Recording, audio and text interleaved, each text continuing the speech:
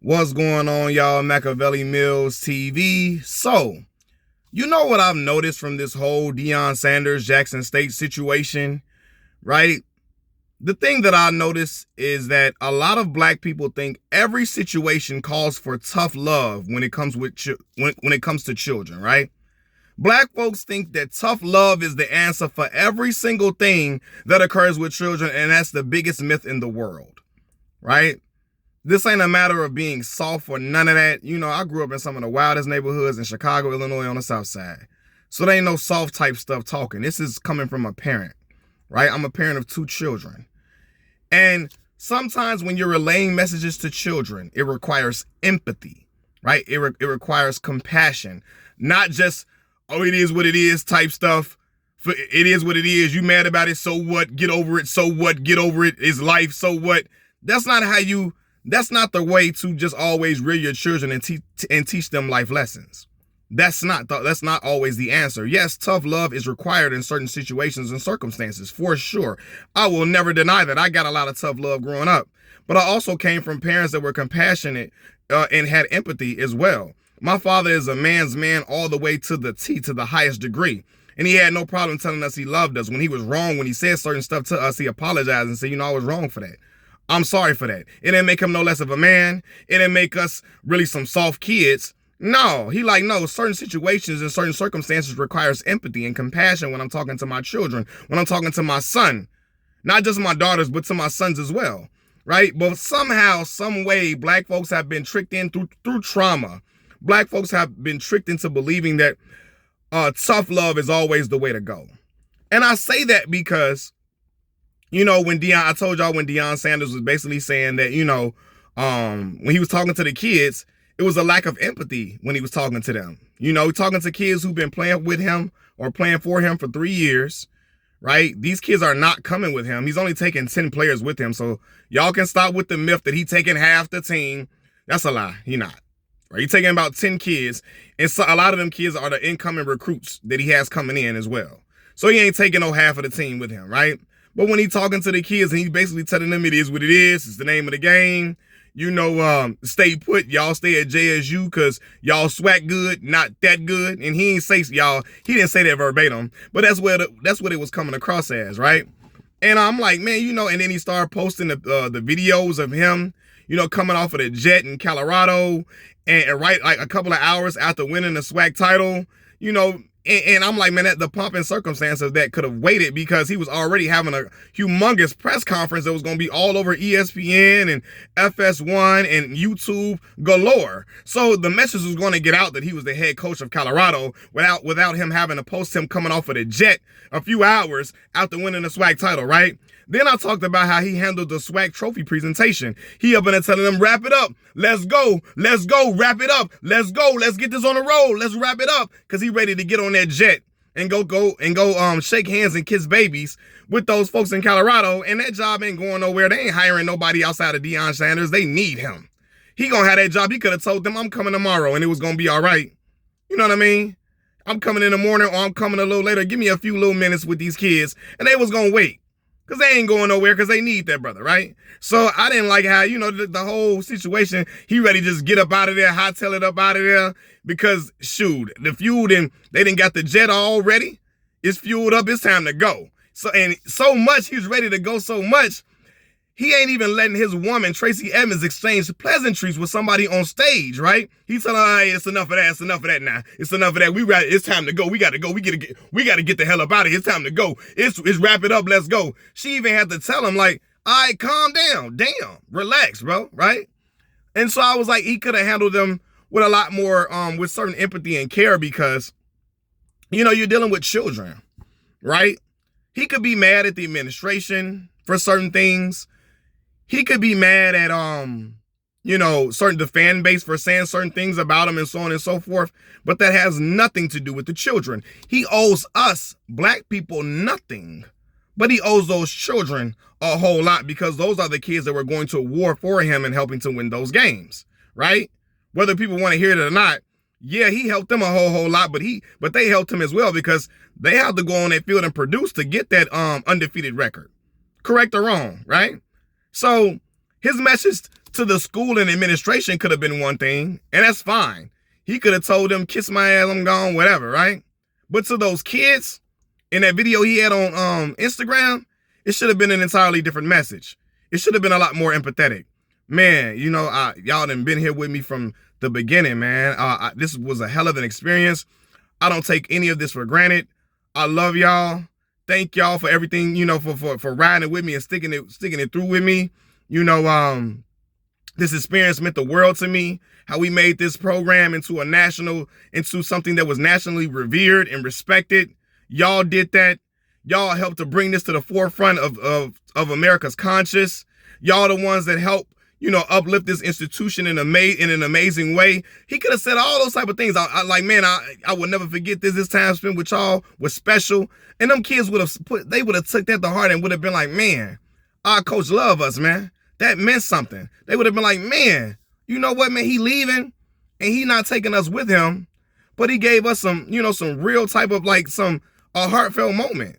He really, you know, after we heard this news that possibly devastated some of them kids, and sometimes it comes with the territory, devastation, but he like that, like, man, my coach really cares about us. He could have soothed that over a whole lot better. And it ain't about kids being soft and kids need to just grow up and it's tough love.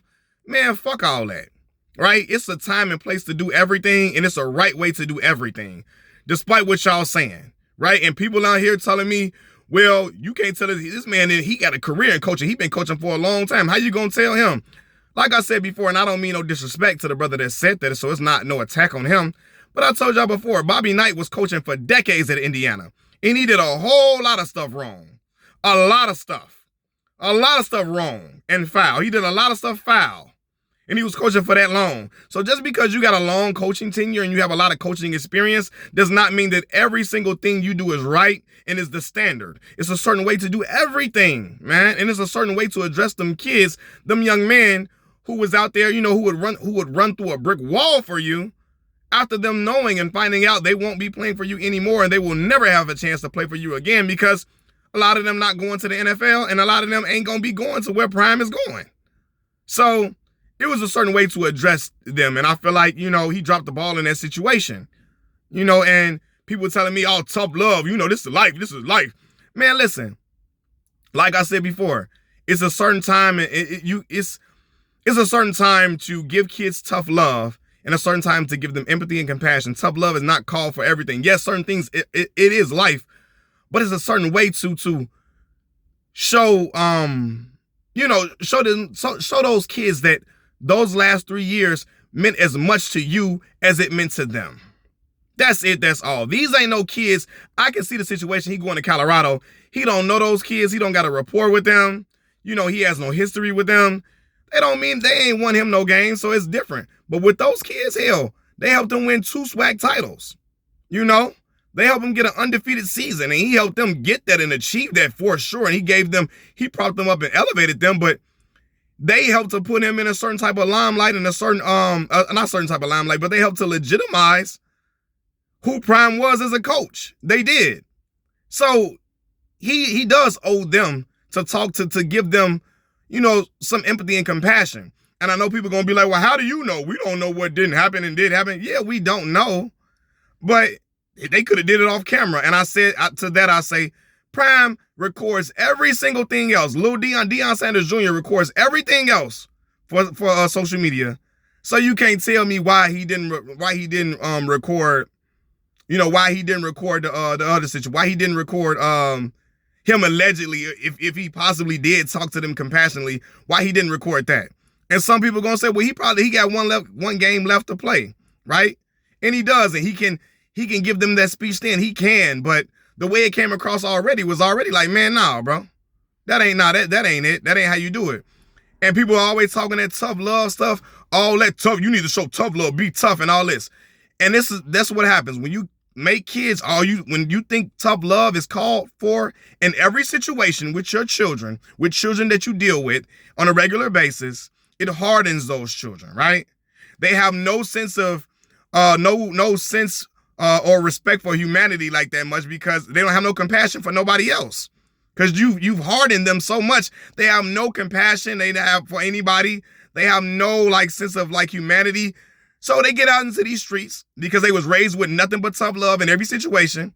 They have no compassion for other people. They start talking crazy out the side of their neck, wild and crazy, because they thought that tough love shit was just tough. Talking to people crazy, wild, and being snark and rude to other people. They think that's okay, and they go out here and get they ass whooped in the street, right? Get they ass whooped because you taught them that all situations call for tough love, so they hardened, and they don't show no compassion. They being sarcastic, very, very, short, and all type of, snarky and all type of condescending to people, and they get their ass whooped out here, right? Because I'm going to tell you something right now. They come talking to me crazy, and I'm talking about the 19-year-olds. It's going to make me want to whoop their ass, but I give them a lot of grace because I know a lot of them were not raised properly. They were raised to think that tough love, nothing but tough love is the way to handle every situation, and they were hardened as kids, and they have no sense of compassion or humanity for other people. So I give them a lot of grace until they get belligerent and out their mind, right? I know, and if they talk to my kids crazy, I'm gonna get on, I'm gonna get on their motherfucking head as well. That's what it is, right? But black folks think they can, like that just tough love is just always just the answer for everything. Knock it off, right? And then I know people like, like I said before, he could have been mad at the administration. He could have been mad at this, that, and the third. Like I said, him being mad at the administration or the fans who were calling him certain type of things or saying certain things about him or, mad that he was leaving, that has nothing to do with the kids. With the kids at the school that he's still, because he's still responsible for them kids. He's still technically the coach and have one more game left to play, which is why I wasn't okay with him just hurrying up and just posting him, not getting on the jet, but posting him coming off of the jet, shaking hands and kissing babies in Colorado when he got one game left to play with them kids, and everybody like, well, the transfer portal about to open today. It's open today. He needs to show the world that he the coach. He already went into that big ass press conference to show he was a coach already, right? Everybody know he the coach. So he ain't have to do that part, right? Because he has one game left to play, and allow those kids who know you're moving on to what some people deem as greener pastures because of the pay and the bread. Those kids, let those kids who know you're moving on and you're not taking them with them, let them still feel like you're their coach for one last game without you throwing it in their face on Instagram and they're looking like, hey, I'm out the door, baby, I'm gone. And the way he talking, hey, it is what it is. It is what, hey, man, it's the name of the game. It is what it is. Hey, y'all don't get into that transfer portal. You get into that transfer portal, you will not be playing. You not playing, you ain't playing. Threatening them if they get into the transfer portal. You ain't playing. But he gone. He leaving. And like I said, I understand. So when people try to play this, they try to tell me this, and I said it in my videos before. I understand everybody can't go into that transfer portal because not everybody is equipped to be, properly picked up from a lot of these other Division I teams. And I understand that, right? But let it just be a situation where you let them decide, right? He said he gonna have conversation with some of them and, talk to them, but let them decide, on what, on what they feel like they want to do sometimes, and if they make the decision, it is what it is. But try to tell them I'm gonna penalize you because you want to transfer, you need to stay put and all of that. Nah, bro. I ain't with that. But my main gripe is with the other things that I mentioned before, right? But yeah, man, like, nah, fam, I don't agree with him. Basically, even if he was mad at the student body and the alumni for certain comments that was made amidst the news of him accepting the job offer at Colorado, it had nothing to do with how he's supposed to talk to those kids. Men are supposed to be emotionally responsible and intelligent enough to know, hey, just because I'm mad at one person does not mean I need to take it out on other people, right? Just because I'm mad at the adults don't mean I need to take it out on the kids. Men are supposed to be emotionally responsible enough to know that, right? And watching that video, when he watched that back, he should have watched that back before he put that on Instagram and said, you know what? That ain't the way I want to relay my message to these kids. That ain't the way I want to come across. I ain't gonna do that one. He should have did that, right? But yeah, like, people are like, oh, the alumni might have said this, then the third. Like I said before, nah, that ain't okay. That's like when a dad and a mama are divorcing, right? The dad is leaving the house. And he gonna have a separate conversation with his kids than he has with the mother, with the wife, right? He gonna tell the wife, hey, no, we through, we done. We gotta go, baby. It's over with. It's over with for us. We gotta go. Then he gonna tell the kids, you know what? Your mom and us had a good ride. We loved each other. But I'm still rocking with y'all, man. And hey, listen, everything cool. I still love y'all. Y'all still my babies. I still love y'all. It's a certain way he's still gonna talk to them kids, right? And then you got but you got some fathers who, when they fall out with the mother, they look at the kids and say, fuck y'all too. I'm gone, bye. It is what it is. It is what it is. The deed is done. I'll see y'all on the flip side. When I see y'all, I'm tired of your mama. I can't stand her. I'm out the door. Bye. And that's how Deion Sanders came across. And that when he was talking to them kids, and when he was at the damn swag presentation, the swag trophy presentation, telling them, wrap it up. Let's go. Let's go. It's time for me to get the hell up out of here. That's what he basically was saying. He telling them, wrap it up. Let's go. Let's go. Let's get this show on the road. Let's go. I got to hop on this jet to go to Colorado to go shake hands and kiss babies with these other folks. I got to get the hell up out of here. Let's go. Let's all that. Nah. That's how he was coming across. That's how he was coming across. And that ain't cool. It's a certain way you deliver that message to them kids. It's a certain way that you deliver that message. All that, nah. All that, just it is what it is type of, that's what Deion was relaying that. Same type of energy that energy that some fathers show when they divorce the mama. Hey, fuck y'all, I'm gone, it's time to go. I'm out of here. That's what he was displaying, right? And then let me say this too, because about all this tough love, it's some men, a lot of older cats, and I got a lot of respect and reverence for a lot of older black men because, a lot of them are staples in the community, and they help to raise and rear a lot of these children, sometimes who come from fatherless homes, who need a lot of guidance, who are, straying off the right path, right? But some of the older men, they kill me because they always try to use a lack of empathy and compassion as being tough and being, tough love that the world needs, because we are black men and certain things are going to not go our favor in life, right? And they try to equip us to develop hardened skin for certain things, but they try to act like they don't understand what empathy is and compassion is because they just so hard and so bravado, so tough, and they just so hard-nosed and so thin-skinned and thick-skinned and, they just so much mental warriors and so much alpha males that the younger generation is so soft because we care about how things are relayed to us at certain times, and these younger kids are just so soft. They preach all this softness to the younger generation for trying to show empathy and compassion in certain situations, right? And they talk about how soft it is. But them same old heads scared to go up the block because them young boys on their head, right? And I'm not advocating for young boys committing violence to anybody. I don't want black folks doing harm to anybody, right? But a lot of them old heads talk all that tough shit, all that back in my day, we tough, we hard-nosed stuff, right? They even scared to call the police on the young boys that's loitering, that's standing around on their yard.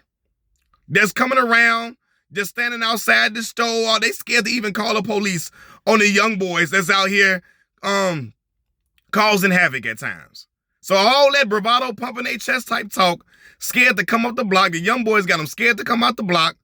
And even I understand being scared to come up the block because some of these young boys, these young punks is stupid and foolish and ignorant and all of that, and I understand that, right? But some of them that beat their chest and talk about how tough and hard-nosed and how soft the younger generation is, they too scared and soft to call the police on them young boys causing havoc in their neighborhood. They allow the women to call the police on them kids, on them young boys. They allow the women to say something and say, them young boys got to get the hell up out of here. They allow the women to call the police and say, get these young boys up out of here. They standing on folks' yard, leaning on folks' cars with no regard for anybody in the neighborhood. They have no regard for nothing going on. It be the women and the old heads that talk about it, that back in my day stuff and beat their chest, they don't be nowhere to be found. So knock it off, man. Tough love is not always needed in every situation for kids. Peace.